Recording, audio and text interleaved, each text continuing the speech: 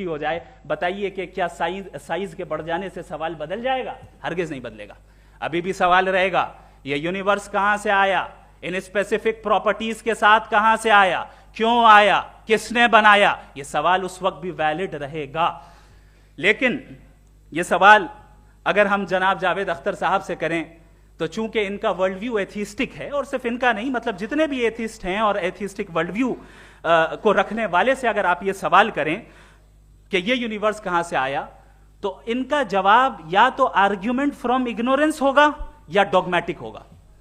یا تو یہ کہیں گے کہ مجھے نہیں پتا کہ یہ کہاں سے آیا، لہٰذا گاڈ ڈز ناٹ ایگزسٹ، یہ آرگیومنٹ فرام اگنورنس ہے، یا یہ کہیں گے کہ یہ یونیورس خود بخود بن گیا۔ اس کا مطلب یہ ہے کہ اس بال کو بھی خود بخود بن جانا چاہیے، لیکن بال کے تعلق سے یہ ایکسپلینیشن ایکسپٹ نہیں کی جائے گی کہ یہ خود بخود بن گئی، لیکن یونیورس کے تعلق سے کر دیا جائے گا۔ اسے ہم دوسرے الفاظ میں ڈوگما بھی کہہ سکتے ہیں۔ دوسری چیز، ہمارے جاوید اختر صاحب ضرور گاڈ آف گیپس کی مثال بھی ضرور دیں گے، اور مثال دیں گے کہ پہلے زمانے میں بجلیاں کڑکتی تھی تو لوگوں نے کسی ایک خدا کی طرف، اور بارش ہوتی تھی تو دوسرے خدا کی طرف منسوب کر دیا، ان کے پاس دلیل نہیں تھی۔ یہ ہمارا ورلڈ ویو ہے ہی نہیں، یہ ہمارا ورلڈ ویو ہے ہی نہیں، کیونکہ نیچرل فینومینا کے پروسیس کی انٹرپریٹیشن کو جان لینے سے یہ کہاں سے ثابت ہو گیا کہ گاڈ ایگزسٹ نہیں کرتا ہے؟ اس پر میں انشاءاللہ ابھی آگے بات کروں گا۔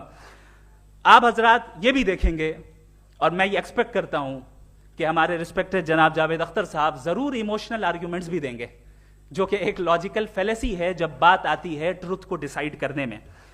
کیوں؟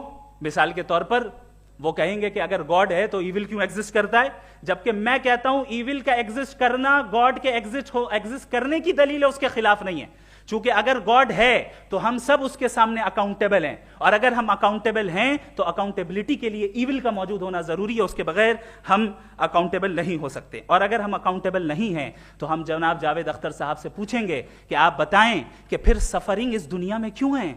اگر خدا نہیں ہے تو سفرنگ کیوں ہیں؟ اور ان لوگوں کے جذبے کا کیا جن کے اندر سفرنگ کے بعد انتقام لینے کا جذبہ پایا جاتا ہے اور وہ اس دنیا سے ایسے ہی چلے گئے؟ کیا ان کی ساری تکلیفیں بیکار چلی جائیں گی؟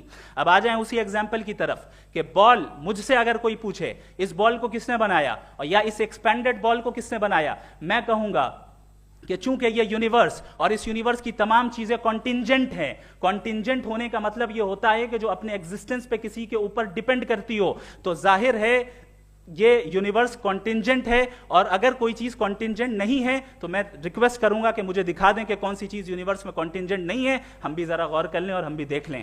اور جب کانٹینجنٹ چیزیں موجود ہیں تو فلاسفرز کی